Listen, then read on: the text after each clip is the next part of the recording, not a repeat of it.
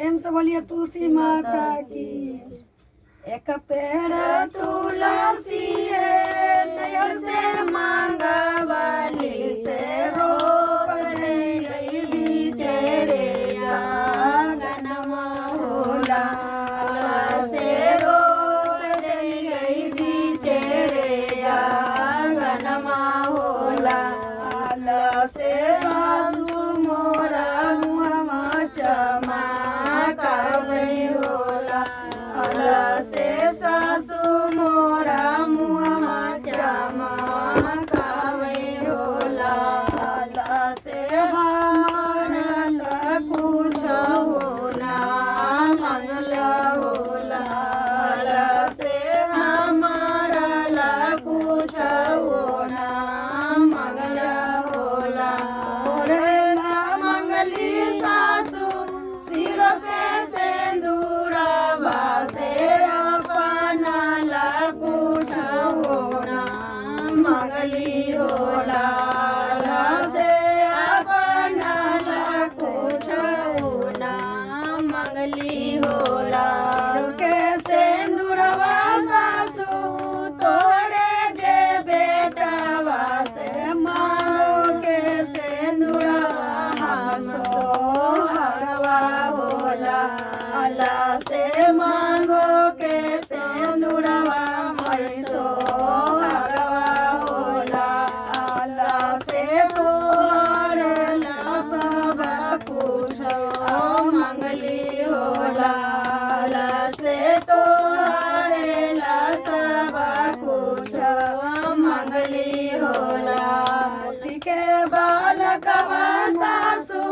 तोरे जे पोतवा से अपना कुछ ना मंगली होला से अपना कुछ ना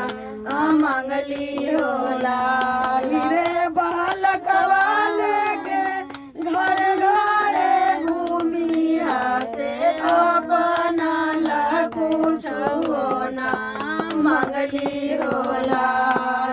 से अपना कुछ ना मंगली होला पेड़ तुलसी है नैहर से मांगवाली से रोप देली बिचेरे आंगनमा होला से रोप देली बिचेरे आंगनमा होला से हम गोतनी मोरा मुहमा चमकावे होला